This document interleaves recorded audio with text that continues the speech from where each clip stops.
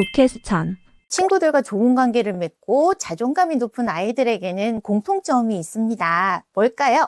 바로 어릴 때부터 부모에게 공감을 충분히 받은 경험이 있다는 겁니다. 따뜻하고 행복한 감정을 느끼고 표현해본 경험이 쌓이다 보니까 정서적으로 안정감이 높습니다.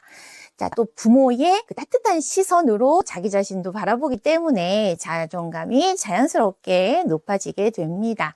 자, 그런데 공감이 중요한 건 다 알지만 저는 왜 아이에게 공감을 잘 못해주는 걸까요? 내가 좀 공감 능력이 떨어지는 것 같은데 그래서 우리 아이도 좀 공감 능력이 낮은 것 같아요. 걱정하시는 분들이 있습니다. 자, 여러분은 어떠세요? 자, 공감이라는 말은 좀 익숙하지만 막상 실천하려고 하면 어려워요 하시는 분들이 많습니다. 공감을 잘 못하고 계시다면 왜 그런지 우리 부모님의 마음을 한번 들여다보는 시간을 가졌으면 합니다.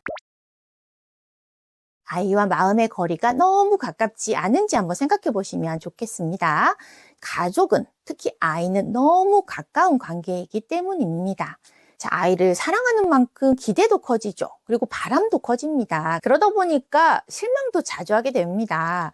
또 잘 키워야지 하는 이 마음이 커질수록 자꾸 아이의 행동을 통제하고 개입하려고 하는 경우도 많죠. 그런데 공감은 개입이 아니라 적당한 거리에서 마음을 바라보는 겁니다. 아이와의 심리적 거리가 너무 가까워서 지나치게 개입을 해버리면 어떻게 될까요?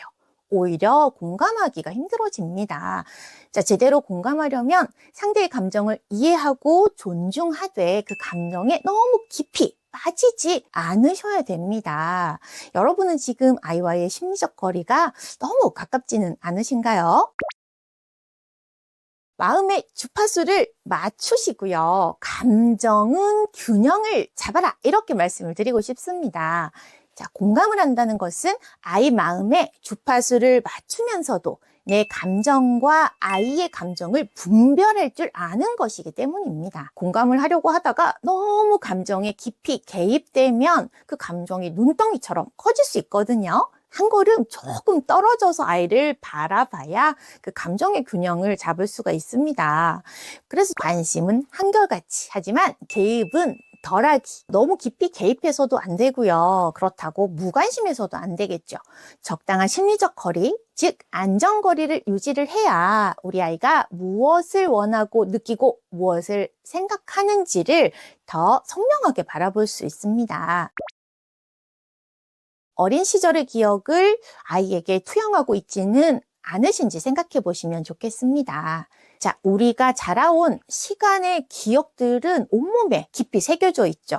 그래서 우리는 자신도 모르게 아이의 상황에 투영해서 바라보는 경우가 많습니다. 자, 예를 들어서 어릴 때 부모님에게 자주 혼이 났거나 친구에게 놀림을 많이 받았던 경험이 있다면 아이가 친구 때문에 속상해하면 나도 모르게 그 기억이 겹쳐서 이렇게 떠오르게 되는 거죠. 자, 그러면 실제 상황보다 훨씬 더 심각하게 받아들이는 경우가 많고요. 아이가 원하든 원치 않든 부모가 먼저 나서서 친구 관계에 개입하는 일도 생기게 됩니다.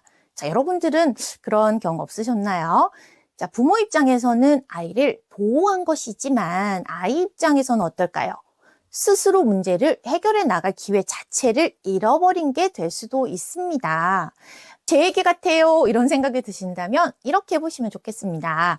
먼저 아이의 상황을 있는 그대로 관찰하려고 노력을 해보세요. 카메라로 찍는 것처럼 편견 없이 객관적으로 상황을 바라보는 연습을 의식적으로 해보시는 것이 좋습니다. 근데 과거의 기억 때문에 지금의 상황을 더 심각하게 바라보는 건 아닐까? 이런 생각도 한번 해보시고요. 그래야 아이가 속상해할 때 과잉 개입을 하지 않으면서도 해결 방법을 찾을 수도 있게 됩니다. 부모님이 자라온 양육 환경 때문에 공감이 어려운 경우도 있거든요. 자, 너무 허용적인 환경에서 자란 경우에는 그 방법이 정답처럼 느껴져서 과잉 공감을 하게 되기도 하고요. 이제 반대로 너무 권위적인 환경에서 자란 경우도 있죠. 아이가 울거나 좀 말을 안 듣는다라고 했을 때 조용히 못해! 그만해! 그 감정을 억압하거나 통제하려고 하는 경우도 있습니다.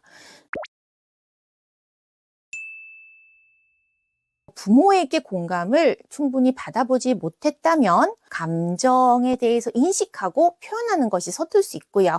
우리 안에 너무 감정이 이렇게 빽빽하게 채워져 있으면 공감하기가 힘듭니다. 예를 들어서 우리가 컵에 물이 꽉 차 있으면 어때요? 물을 더 채울 수가 없죠. 우리 마음도 똑같습니다. 내가 너무 힘들고 지쳐 있을 때 아무리 우리가 아이를 사랑해도 마음과 달리 눈에 잘 들어오지 않게 되고 감정을 좀 받아들일 여유가 없게 됩니다. 자, 육아 스트레스로 우리 부모님들 뭔가 마음이 지쳐 있으신 경우가 많은데요. 자, 그렇기 때문에 나는 왜 이렇게 아이 공감을 잘 못 해주는 걸까? 이렇게 자책하지 않으시면 좋겠습니다. 여러분의 그 감정에 좀 여백이 생겨야 아이의 마음도 들여다볼 수가 있습니다. 자, 그렇기 때문에 먼저 부모인 내 자신의 마음을 들여다보고 이해하고 다독여 주시는 것이 중요합니다. 오늘은 공감이 힘든 이유를 함께 알아봤는데요. 어떠셨나요? 여러분에게 해당되는 것이 있으신가요? 자, 내 마음을 먼저 들여다보는 것, 그리고 이해하는 것, 그것이 바로 공감의 출발점이라는 것 기억하시면 좋겠습니다. 북퀘스천